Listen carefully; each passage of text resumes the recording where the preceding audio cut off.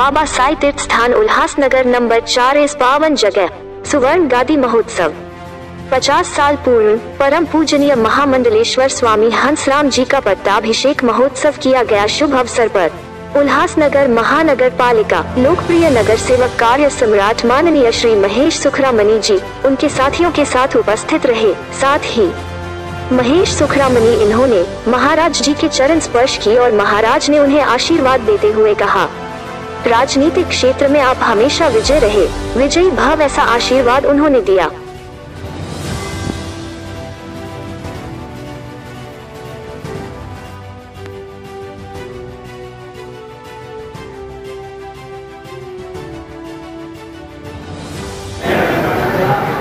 हरिओम।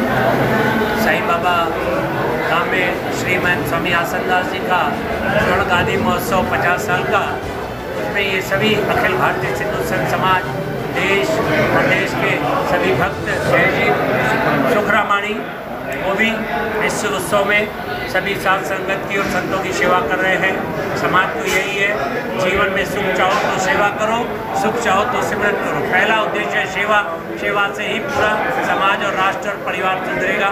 हमें राष्ट्र अखंड भारत बनाने के लिए सेवा का संकल्प लेना है और सनातन संस्कृति के लिए अपने आप को समर्पण करना है।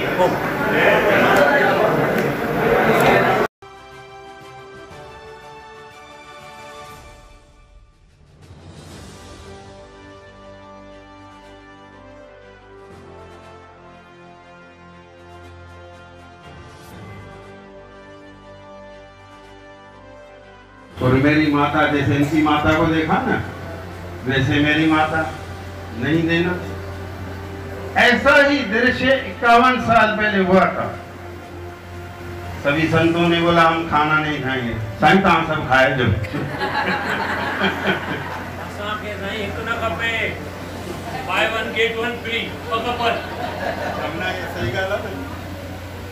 सभी संत बोले हम खाना नहीं खाएंगे, पहले ये लड़का दीजिए। संतों ने बोला है आप ही परमात्मा बैठे हुए थे, तो अकेला आदमी तो थोड़ा तंग होता है ना।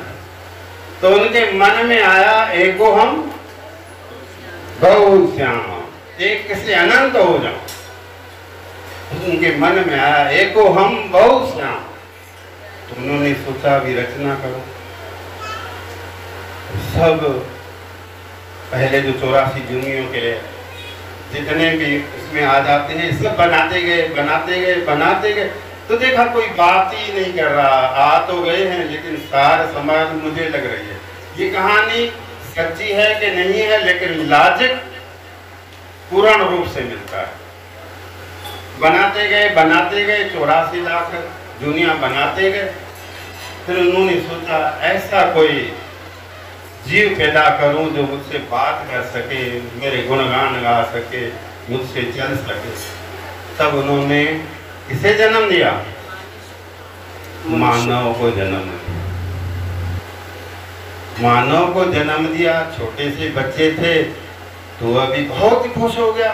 बच्चों को बच्चा रोता है, किसे उठाता है पिता माता, बहुत खुश होते। परमात्मा भी अत्यंत खुश हो गया, चलो कोई तो आ गया। ऐसे कई लोगों को बनाया। और बच्चे जब 4-5 साल के होते हैं बहुत अच्छे लगते हैं, जो मांगते हैं देते हैं। 10, 11, 12 साल में भी देते रहते हैं, क्योंकि वो कहना चलता है। उस कहने पर परमात्मा खुश होता है। पिता माता भी अगर बच्चा सुने तो पिता माता भी खुश होता है ना, तो परमात्मा भी खुश था। लेकिन जैसे ही वह 18 पार कर गया, पिता की चप्पल में उसके पैर आने लगे तो वह अपनी चलाने लगा।